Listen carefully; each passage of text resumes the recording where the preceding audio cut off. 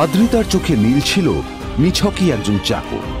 সে সারাদিন আদ্রিতার ভাই ফরমাস খেটেও ওকে সন্তুষ্ট করতে পারত না।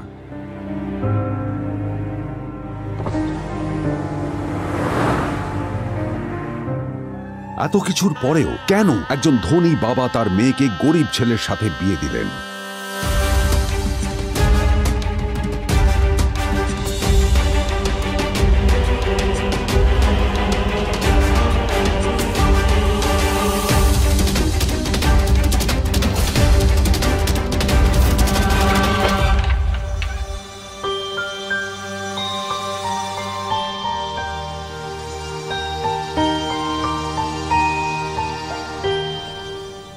এবং তারপরে সেই মেয়েটি তার গরিব স্বামীর কাছ থেকে নতুন বছরে এমন একটা গিফট পেয়েছিল যে তার চক্ষু স্থির হওয়ার জোগাড় হয়েছিল। আর ওর স্বামী সম্পর্কে সত্যিটা জানার পর তো ও প্রায় অজ্ঞান হয়ে গিয়েছিল।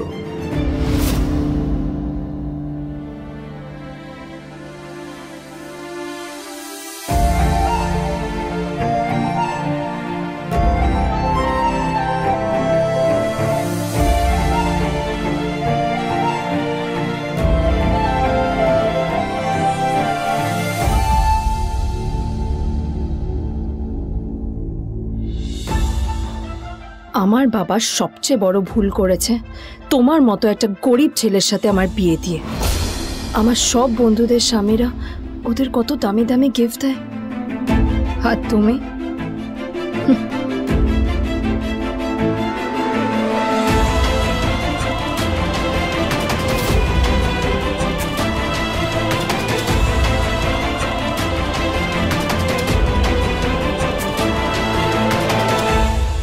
আদ্রিতা তার বাবার কথায় নীলকে বিয়ে তো করেছিল, কিন্তু ও শর্ত দিয়েছিল যেন বাড়ির বাইরের কেউ না জানতে পারে যে নীল ওর স্বামী। নীল ওই বাড়িতে ঘর জামাইয়ের মতো থাকলেও ও যেন ওখানে একজন চাকর ছিল। সবাই ওকে অপমান করত। ওই বাড়িতে না ও ঠিক মতো খাবার পেত, আর না ওর কোনো আলাদা ঘর ছিল। কখনো কার্পেটের উপর ঘুমোতো, তো কখনো আবার পোষা কুকুরের ঘরের পাশে নীলকে ঘুমোতে হতো। হাত খরচ মেটাতে ও এক জায়গায় ওয়েটারের কাজও করত। আদ্রিতা তার বন্ধুদের বলেছিল যে আদ্রিতা বিদেশে বিয়ে করেছে আর তার স্বামী লন্ডনের একজন খুব বড় বিজনেসম্যান। কিন্তু যখন আদ্রিতার বন্ধুরা ওকে ওদের স্বামীদের দেওয়া দামি দামি গিফটগুলো দেখাতো, তখন লজ্জায় ওর ভিতরটা পুড়ে ছাই হয়ে যেত।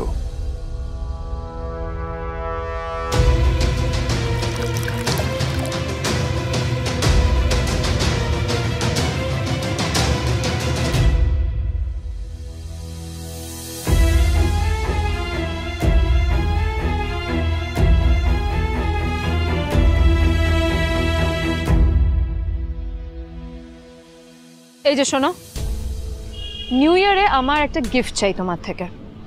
আর গিফট যেন দামি হয়, হ্যাঁ, মানে খুব দামি, কয়েক লাখ টাকা। ওকে?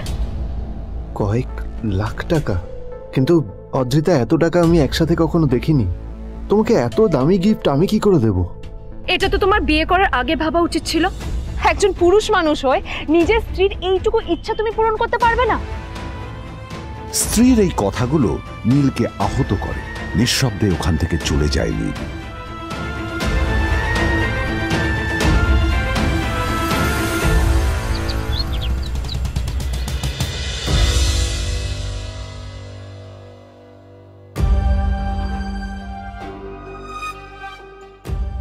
দুদিন পর নিউ ইয়ার পার্টির আগে নীল আদ্রিতার কাছে এসে একটা গিফট প্যাক দেয়।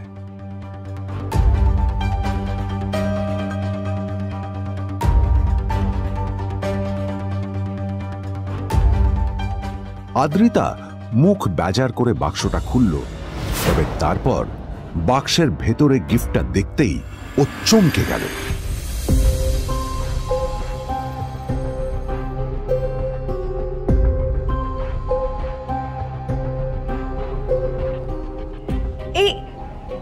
এই ফোনটা মানে এটা তো একটা স্পেশাল এডিশন।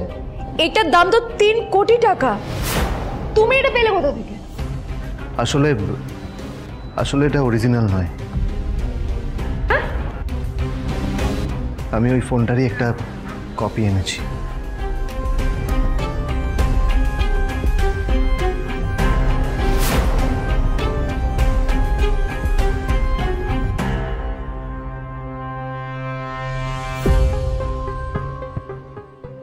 কিন্তু আদ্রিতার নীলের কথায় একটু সন্দেহ হয়, কারণ ফোনটা দেখে একেবারেই আসল বলেই মনে হচ্ছিল।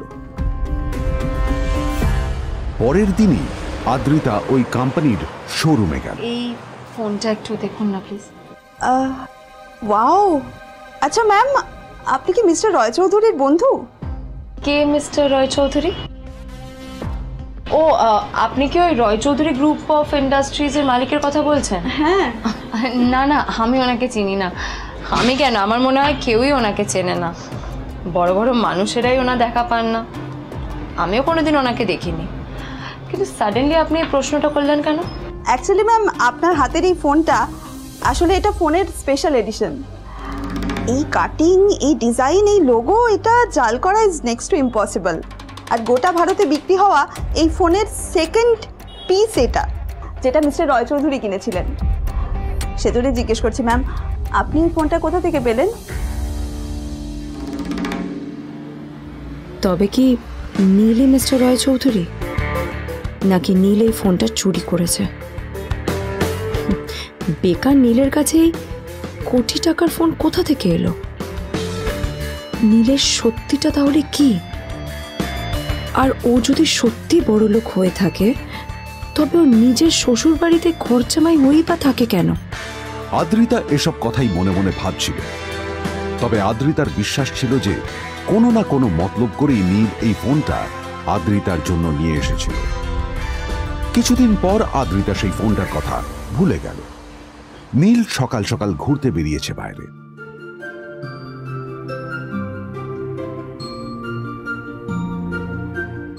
কটা বাজে রে? আমার খুব লেট হয়ে গেছে বুঝলি। তোরা খেল, ঠিক আছে? তোরা খেল, আমি আসছি।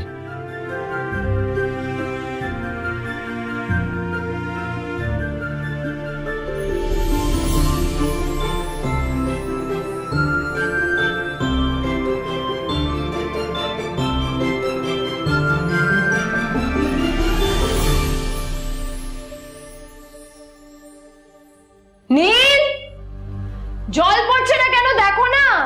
নীল, নীল, নীল কোথায় গেল? নীল,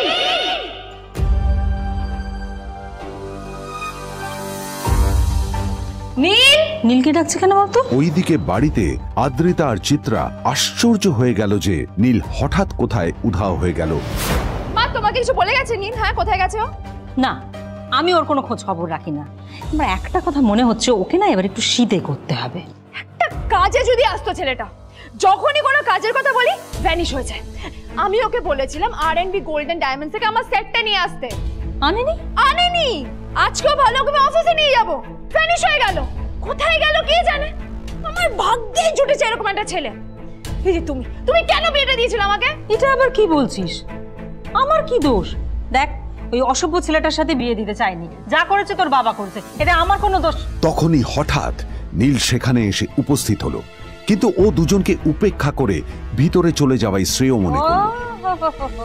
এই যে লাট সাহেব ফিরলেন রাজকার্য করে।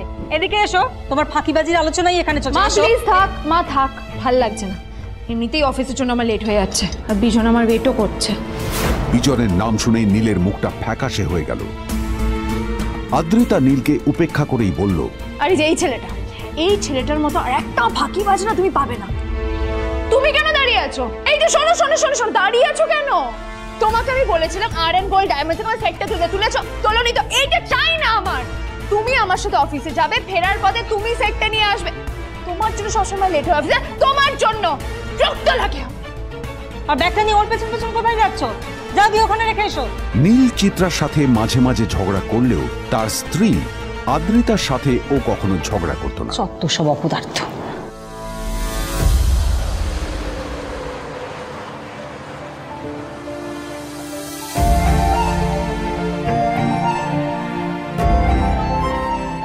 কিছুক্ষণের মধ্যেই তারা আদ্রিতার অফিসে পৌঁছে গেল।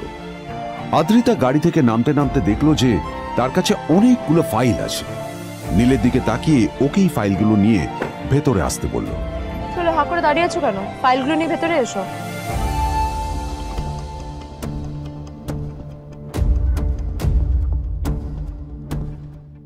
আদ্রিতা যখন ওর ক্যাবিনে পৌঁছলো তখন দেখলো সেখানে আগে থেকেই ওর বন্ধু এবং বিজনেস পার্টনার বিজন বসে ওর জন্য অপেক্ষা করছে।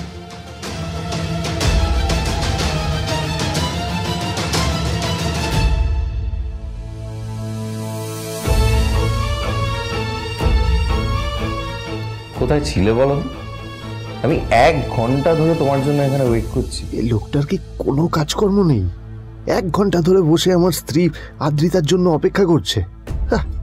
সরি বিজন, আমি খুবই দুঃখিত যে বাড়ির কিছু লোকের জন্য না আমার সবসময় লেট হয়ে যায়।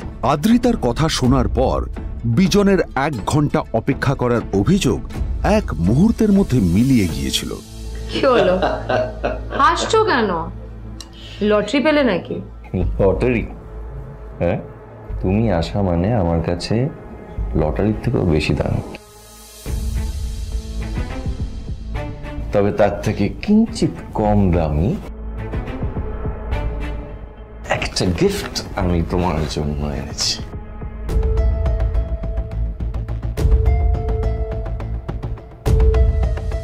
This is a rare diamond necklace for you. এটা আমার জন্য? সত্যি? এই শহরে এটা খুঁজে পাওয়া খুব বিরল। Just like you. Like it? Thank you. You're welcome. Thank you for the gift. আসি তাহলে এখন।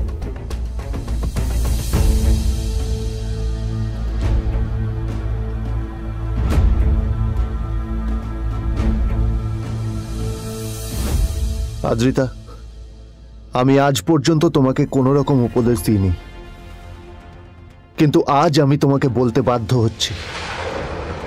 এই যে এই লোকটা তোমাকে শুধুমাত্র ইমপ্রেস করার জন্য একটা নকল সস্তার হীরের গয়না দিয়ে গেছে। এরকম একটা লোকের সাথে তোমার মেশা উচিত না। ভবিষ্যতে কিন্তু তুমি বিপদে পড়বে। আদ্রিতা, আমি তোমাকে কথা দিচ্ছি, আমি তোমার জন্য আসল রেয়ার একটা হীরের গয়না এনে দেবো, এর চেয়েও দামি, এর চেয়ে অনেক অনেক বেশি দামি। তার জন্য আমাকে যাই করতে হোক না কেন, আমি তোমাকে একদিন ঠিক এনে দেবো তোমাকে। তাদের বিয়ে হয়েছে 2.5 বছর। এর মধ্যে প্রথমবার তার মনে হলো নীল তার জন্য লড়াই করছে। নীলের এই রূপটা দেখে আদ্রিতা চমকে গেল। আজ প্রথমবারের মতো আদ্রিতার মনে প্রশ্ন এলো, নীলকে নিজের থেকে দূরে সরিয়ে রেখে আমি কি কোনো ভুল করছি? না না, এটা আমি কি ভাবছি? বিজন আমার বিজনেস পার্টনার, ও আমাদের মেইন ইনভেস্টর। নীলের এই অ্যাকশনের কারণে বিজন আমার কোম্পানি থেকে ব্যাক আউট করে গেলে কি হবে? না না না না না, নীলের জন্য আমি আমার এত বছরের পরিশ্রমকে জলে দিতে পারি না। আমার নীলকে নয়, আমার বিজনকে প্রয়োজন। এইসব ভাবতে ভাবতে আদ্রিতার নীলের ওপর রাগ হতে শুরু করে। আদ্রিতার রাগ তখন চরমে উঠে যায়। আজ প্রথমবার নীল আদ্রিতার সাথে খারাপ ব্যবহার করেছে। How dare you! তোমার এত বড় সাহস! হ্যাঁ, তোমাকে কে অধিকার দেয় বলো তো যে তুমি আমারই অফিসে দাঁড়িয়ে আমাকেই এতগুলো উল্টোপাল্টা কথা তুমি শোনালে? তোমাকে এখানে আনাই আমার ভুল হয়েছে, সবচেয়ে বড় ভুল হয়েছে। এবার চুপচাপ এখান থেকে বেরিয়ে যাও, right now. Get out! Neel আদ্রিতার এই কথার কোনো উত্তর দিল না। নীল জানতো যে ও যতই কথা বাড়াবে আদ্রিতা ততই বেশি রেগে যাবে। আদ্রিতা যেন তেন ভাবে নিজের রাগ চেপে ব্যাপারটা ওখানেই শেষ করার চেষ্টা করলো, কিন্তু ও তো জানতো না যে ব্যাপারটা তখন সবে শুরু হয়েছে। কি হলো, শুনতে পাচ্ছিস না? কালা নাকি? আমারই সামনে দাঁড়িয়ে আমার কেনা গিফট নিয়ে তুই মজা করলি? কত বড় সাহস রে তোর! নিজেকে তো বিক্রি করে দিলে ওরকম একটা ডায়মন্ড নেকলেস তুই কিনতে পারবি না। তোর এই গরিবের পারফিউম, সস্তা শার্ট, পায়েটা ফাটা চপ্পল নিয়ে নিজেকে বড় হিরো মনে করছিস? তোর নিজের কত দাম সেটা তোর নিজের জানা উচিত। Zero, big zero. সালা খরচা মাই চল।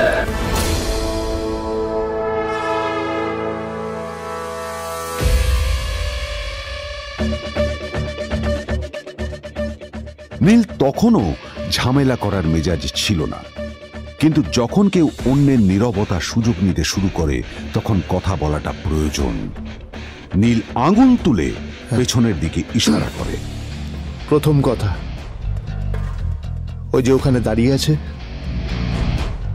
ও আমার স্ত্রী।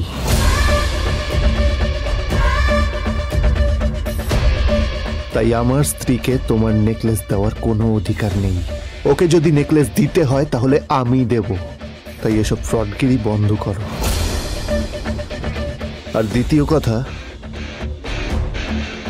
যার পকেটে পয়সা নেই ঝনঝন আওয়াজ করা তার মানায় না।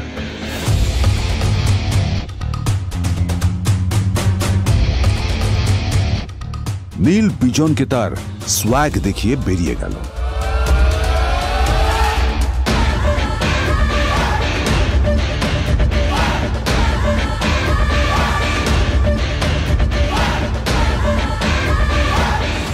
আদ্রিতার রাগে গজগজ করছিল। ওর জ্বলন্ত চোখের সামনে শুধু নীলের মুখটা ভেসে উঠছিল।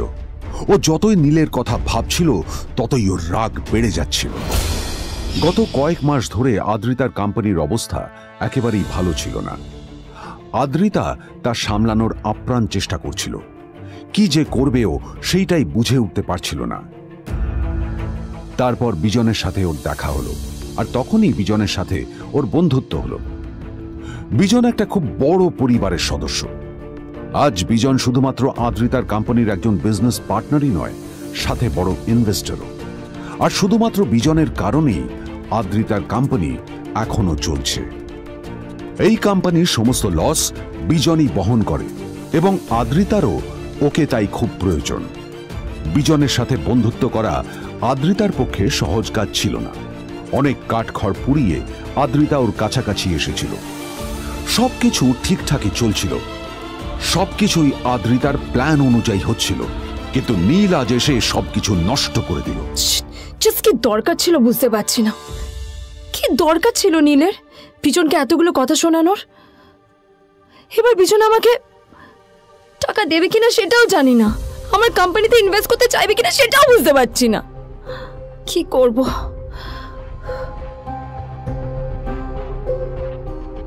এখন আদ্রিতা ওকে কিভাবে বোঝাবে?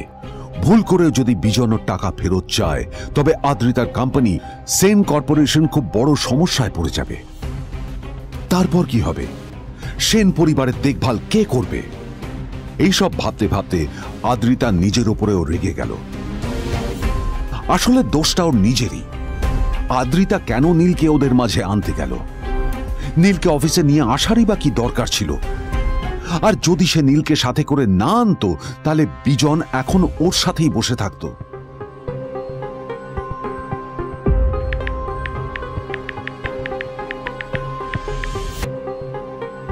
প্যামেলা, আমি মিটিংয়ে বেরোবো, আমার চেঞ্জটা একটু নিয়ে এসো প্লিজ। Thank you. আর অন্যদিকে সেন কর্পোরেশনের অফিস থেকে বেরিয়ে নীলের খুব ফুরফুরে লাগছিল। তখনই হঠাৎ ওর ফোনটা বেজে উঠল। ফোনটা ছিল মিস্টার রায় চৌধুরীর। তিনি ছিলেন শহরের সব থেকে বড় বিজনেসম্যান। হ্যাঁ মিস্টার রায় চৌধুরী, আমি আপনাকেই ফোন করতে যাচ্ছিলাম। আমি একজন বিশেষ লোকের সাথে তোমার একটা মিটিং ফিক্স করেছি। ওর অ্যাড্রেস আমি তোমাকে টেক্সট করে দিয়েছি। আমি চাই তুমি ওই লোকটার সাথে মিট করো। ঠিক আছে, আমি যে কোনো কারোর সাথে দেখা করতে পারি, কিন্তু তার জন্য আপনাকে আমার দুটো শর্ত মানতে হবে। প্রথমটা, আমার জন্য একটা রেয়ার হীরের নেকলেস আপনাকে জোগাড় করে আনতে হবে। আর দ্বিতীয়টা, আমি আপনাকে টেক্সট করছি, এটাও কিন্তু একই রকম জরুরি। এই দুটো কাজ আপনাকে যত তাড়াতাড়ি সম্ভব করে ফেলতে হবে আমার জন্য, ঠিক আছে? তোমার অ্যাকাউন্টে কিছু টাকা পাঠিয়েছি। কিছু জামা কাপড় কেন, যাতে তুমি ভদ্র সমাজে আসার যোগ্য হও, আর তোমাকে আমি স্বামীর পরিচয় দিতে লজ্জা না পাই। তোমার কারণে আমার পরিবার লজ্জা পাবে, আমি সেটা চাই না। যখনই দেখি তখনই তুমি ভিকিরির মতো ছেঁড়া ফাটা জামা কাপড় পরে থাকো। আসলে আদ্রিতার বাড়িতে আজ ফ্যামিলি ডিনার পার্টি ছিল, আর শেষবার নীলের জন্য ওকে অনেক ঝামেলা পোহাতে হয়েছিল। মেসেজ পড়ে নীল ফোনটা নিজের পকেটে রেখে রাস্তার ধারে গিয়ে একটা ট্যাক্সি থামানোর জন্য হাত বাড়িয়ে দিল। নীল ট্যাক্সি ধরে গোল্ডেন সিটি অ্যাভিনিউর দিকে বেরিয়ে পড়ল। গোল্ডেন সিটি অ্যাভিনিউ শুধু কলকাতারই নয়, এটা ছিল সারা পশ্চিমবঙ্গের সবচেয়ে বিলাসবহুল সোসাইটিগুলোর মধ্যে একটা। আসলে এই সেই জায়গা যেখানে মিস্টার রায়চৌধুরী আজ তার জন্য গোপন মিটিং ফিক্স করেছিলেন। কিন্তু নীল কার সাথে দেখা করতে যাচ্ছে এ সম্পর্কে ওর কোনো ধারণাই ছিল না। যখন নীল সেখানে পৌঁছলো, পুলভিলার বাগানে বসে থাকা লোকটিকে দেখে রাগে নীলের রক্ত ফুটতে শুরু করলো। নীল ওখানে না দাঁড়িয়ে বেরিয়ে গেল। তখনই হঠাৎ একটা মেসেজ এলো। আসলে আজ আদ্রিতার ফ্যামিলি গ্যাদারিং এ যাওয়ার আগে নীলকে ওর হাই স্কুলের রিইউনিয়নেও যেতে হতো। গ্র্যাজুয়েশনের পর এত বছরে এই প্রথম নীল তার কোনো কলেজ বা স্কুলের রিইউনিয়নে যাচ্ছে। এতগুলো বছরে নীল তার কোনো বন্ধুর সাথেই দেখা করেনি। নীলের তার পুরনো সহপাঠীদের কথা মনে পড়তে লাগলো, যাদের সাথে ও স্কুলে মজা করত। আজ আবার ওদের সকলের সাথে নীলের দেখা হবে।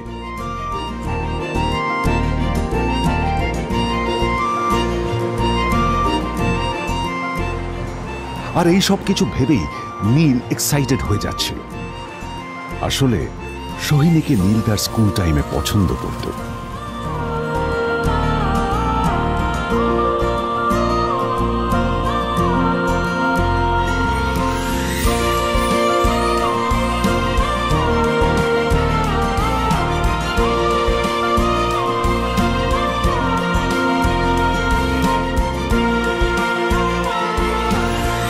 অন্যদিকে সেম কর্পোরেশনে ইনভেস্টরদের সঙ্গে আদ্রিতার মিটিং একেবারেই ভালো যায়নি। তাকে দেখে বেশ গম্ভীর মনে হচ্ছিল।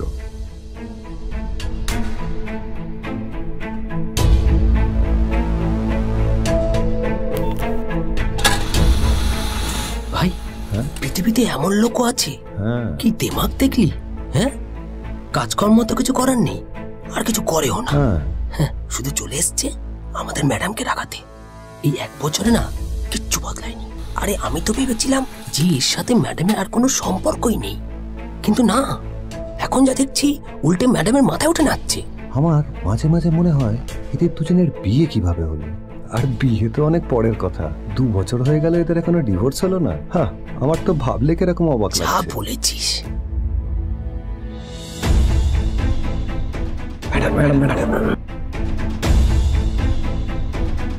অফিসে চলতে থাকা এইসব কথা শুনে আদ্রিতার আরো রাগ হলো। আদ্রিতা ক্যাবিনে যাওয়ার পরে রাগকে নিয়ন্ত্রণ করা ওর পক্ষে আরো কঠিন হয়ে গেল। ও তখন বুঝতেই পারছিল না যে ওর রাগ কিভাবে নিয়ন্ত্রণ করবে।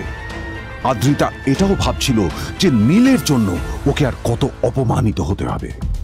এসব ভাবতে ভাবতেই আদ্রিতার চোখ গেল ওর বাবার ছবিটার দিকে।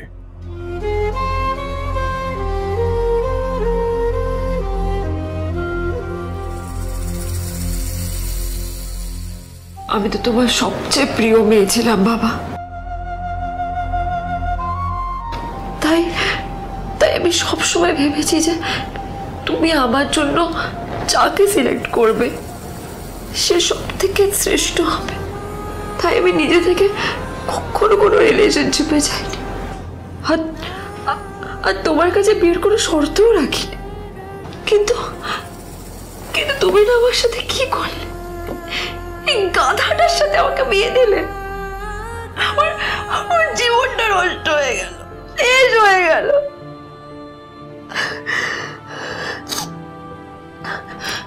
আমি যদি একটু জানতাম যে ও কিছু করে না, ঘর চাপাই হয়ে থাকবে, এইসব কাজকর্ম করে, তাহলে আমি কোনোদিনই বিয়েতে রাজি হতাম না বাবা, কোনোদিন না, কোনোদিন।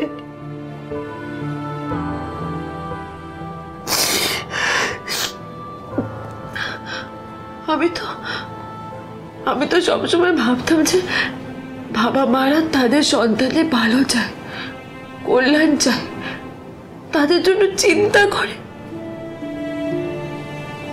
কিন্তু কিন্তু বাবা, তুমি আমার জন্য একটু চিন্তা করোনি। তুমি শুধু তোমার শেষ কর্তব্যটুকু করতে চেয়েছিলে, শেষ ইচ্ছাটুকু রাখতে চেয়েছিলে, ব্যাস পালন করা হয়ে গেছে। আর আমাদের তুমি ছেড়ে চলে গেলে, তুমি আমাকে ছেড়ে চলে গেলে। অন্যদিকে নীল রিউনিয়ন পার্টির জন্য হোটেল প্রাইম স্টারের দিকে রওনা হলো। হোটেল প্রাইম স্টার ছিল শহরের সবচেয়ে দামি হোটেল। ওখানে শহরের সব বড় লোকেরা যাতায়াত করত। নীল যখনই তার পুরনো বাইকটা নিয়ে ওখানে পৌঁছলো, ওর পুরনো জামা কাপড়, পুরনো বাইক আর ওর পায়ে ছেঁড়া চপ্পল দেখে সিকিউরিটি গার্ড ওকে গেটের বাইরেই আটকে দিল। কোথায় যাচ্ছিস শালা ভিখিরি? না না দাদা, আপনি আমাকে ভুল বুঝছেন। আসলে আমাকে ইনভাইট করা হয়েছে, আমি এই হোটেলেই এসেছি। শালা মিথ্যে কথা বলার জায়গা পাস না? হ্যাঁ, মিথ্যে কথা বলার আগে নিজের চেহারাটা তো দেখতিস। এটা একটা প্রাইম হোটেল, বুঝেছিস? এখানে সব শহরের বড় বড় লোকেরা তাদের বড় বড় গাড়ি নিয়ে আসে। শালা তোর মতো একটা ভিখিরি একটা ফ্যাট প্যাটে আওয়াজ বের করা বাইক নিয়ে চলে এসেছিস, আর আমি তোকে ঢুকতে দেবো না? দাদা, আমাকে ইনভাইট করা হয়েছে। আমাকে শুনুন শুনুন, চল আমাকে একবার ঢুকতে দিন আমাকে। নীল পড়ে যেতেই একটা দামি গাড়ি ওখানে এসে দাঁড়ালো।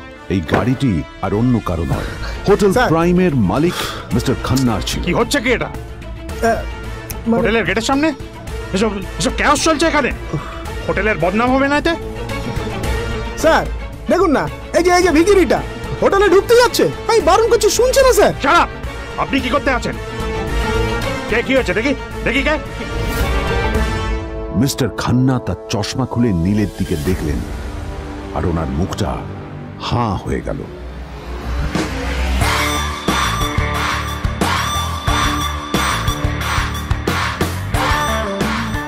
নীল স্যার, আপনি?